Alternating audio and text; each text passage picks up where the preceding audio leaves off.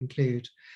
But I thought what I would do is give you a brief introduction about the course and the sort of structure of the training, to give you a sense of the curriculum and what we're doing and what the learning journey is all about.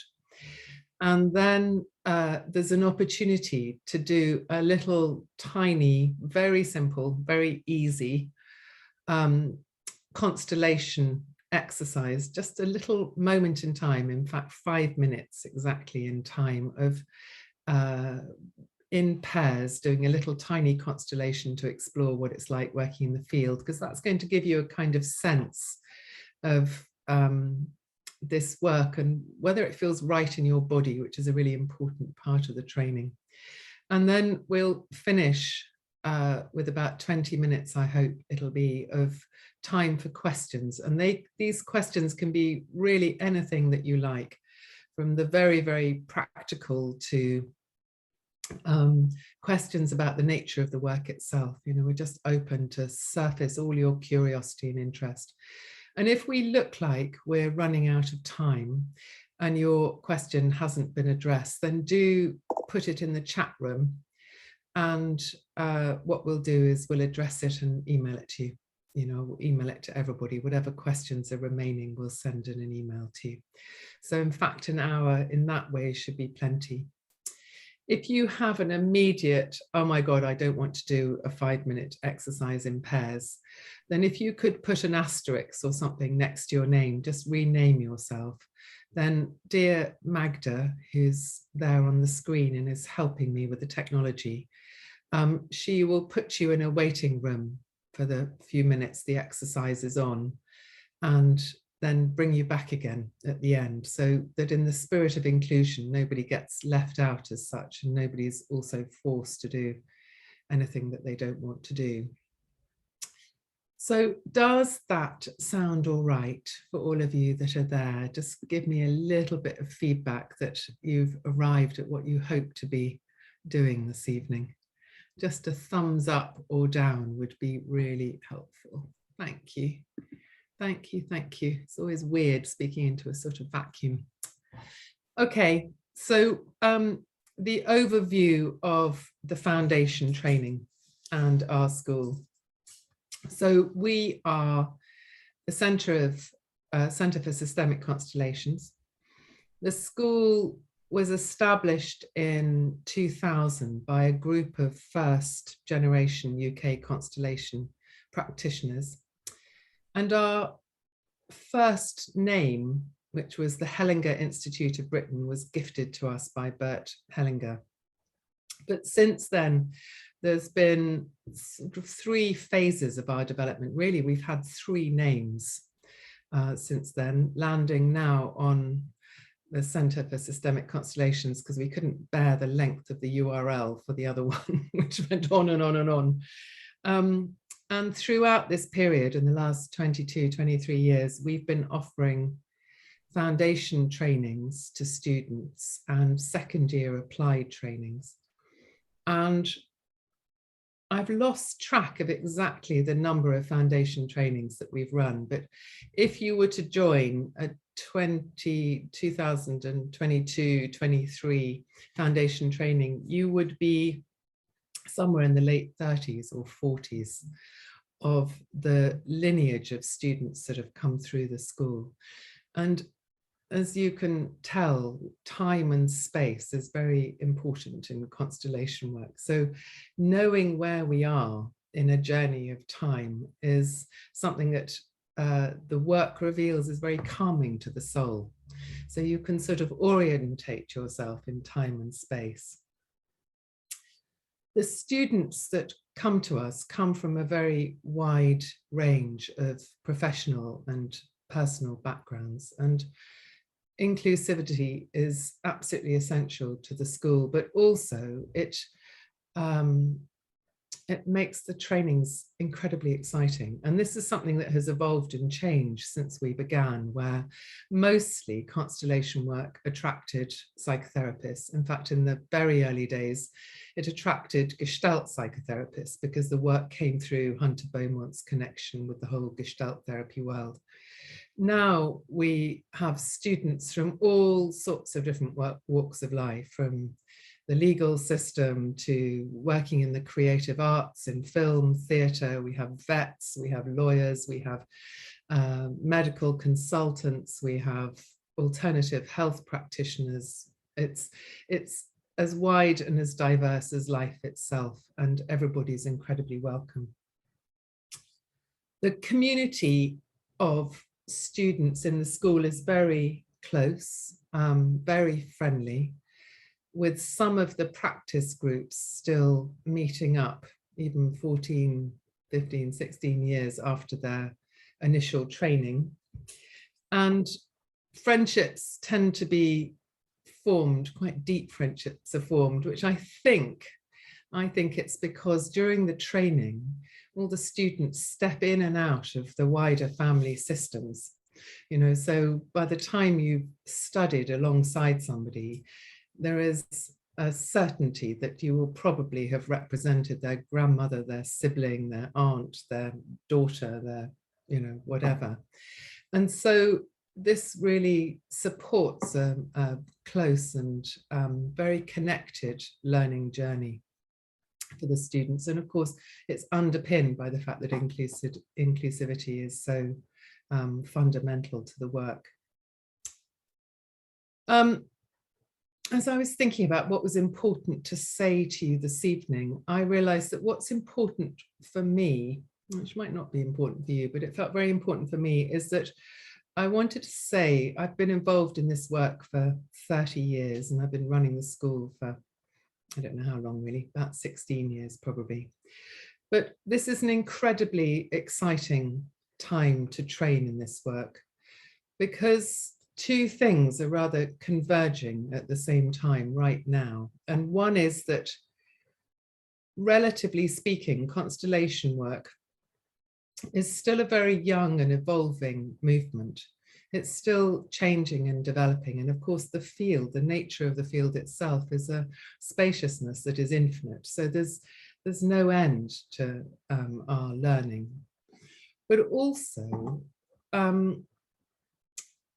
we have found ourselves at the moment at a sort of tipping point in the work. So back 30 years ago, such a niche thing to do. And if you had to describe to a friend what you did as a constellator, there was a sort of inner sense of dread, because as you begin to try and explain what constellation work is all about, it sounds so wooky and mysterious and weird that you could feel, I could feel my listeners sort of slightly recoiling in that way that people do when it feels like a step beyond.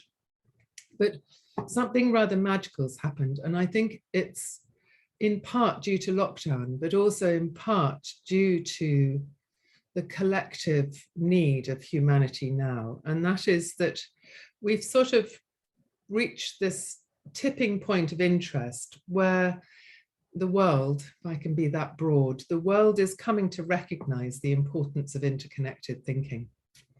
And of course, we all know, if you like, in a head-based way, we all know that we're connected wherever we're from, whatever our story or past or belonging. You know, the roots of everything all come back to source in that way. But collectively now, with the predicaments that we're facing in the world, we can no longer pretend that we're all separate in the way that we used to. And we particularly can't pretend anymore that we're separate from the earth, from Mother Nature. And socially and politically, we're beginning to see now that we can't operate in sort of departmentalized, siloed, positions. We can't separate social care policies from health policies, or health from agriculture, or agriculture from the environment, or the environment from climate change, or climate change from people. We can't anymore hold these rather false and misleading ideas about departmentalized thinking. And our collective survival, if you like, particularly in relation to climate change and environmental issues, is absolutely dependent on us being able to join dots to see the bigger picture. And when we're working with individuals or groups, we're coming to recognize, I mean, we've seen this also for a long time, but we're coming to recognize it collectively, which is why it's new, is that a change for one family, one member of a family, or one person in their work setting impacts everybody else in that system too. And what constellation work is all about is it's sort of defined as a whole system approach. And what we do when working with an issue is we need to know about who and what belongs to the system. And more importantly, it's one of the odd areas, you know, of our learning journey, we need to know who and what are missing. Because what we see in this work is that an excluded element in one generation will appear in a subsequent generation as an issue. So what constellation work does, in essence, is we're looking for the story that's big enough, includes everything that needs to be seen in order to make a lasting change for everyone in the system. No partial solutions that just move the issue along and down. We're looking for that place where everything that needs to be seen and included is present, and we can begin to track and unpick the dynamics right back to their beginnings. And the image that helps us to understand what I'm talking about is the image of a baby mobile, where if you move one element, then all the other elements move too. So each system that we look at when we work with constellation work, and it could be a family or a couple or an organization, or we could look at aspects of the legal or judicial system or the healthcare system, as I said, or we could look at a creative project. We could work archetypally in film, theatre, issues with the land, the ecosystem, our body system, our healing needs. All of these areas are able to be understood more deeply through the systemic lens. And this is because every system knows its own completeness. And when something is stuck or painful or movement isn't possible, and we begin to investigate the whole picture to reveal what's missing, we can track and find the root of the problem. So for instance, a physical symptom we can see in our work may well relate to a missing person in a past generation. I can sort of talk more about this, but possibly not time now. Or an ongoing lack of financial success that is expressed in a client can actually be related to a hidden loyalty to the suffering of someone else in the family. Or a problem in a relationship might arise as a hidden loyalty to a forgotten first wife or first husband in our parents' or grandparents' generation. So what we come to see through this work is that epigenetically we're carrying a much, much bigger all-inclusive story within us, you know, known and unknown, sometimes known only in the manifestations of the patterns that we can't change. And so what this training is all about is it's a learning journey that enables us to be the detectives of the movements that restore balance. And that's really the nature of the journey that the course attends to. But I guess the question is, how do we do this? And the work itself, constellation work, rests on two pillars. The first is what we call the orders, which are the observed principles or natural laws, if you like, that underpin the flow of all life, how life expresses itself through us. And the other pillar of the work rests on phenomenology, which is the tracking and describing of emergent phenomena. And it's through the phenomenological approach that the orders are felt.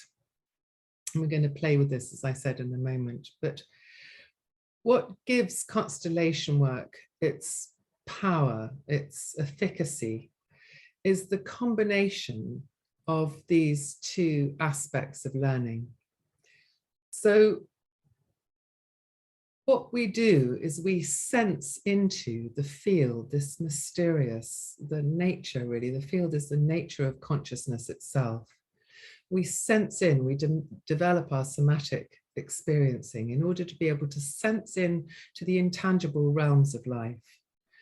And then through the orders, we're able to recognize and codify what we're meeting.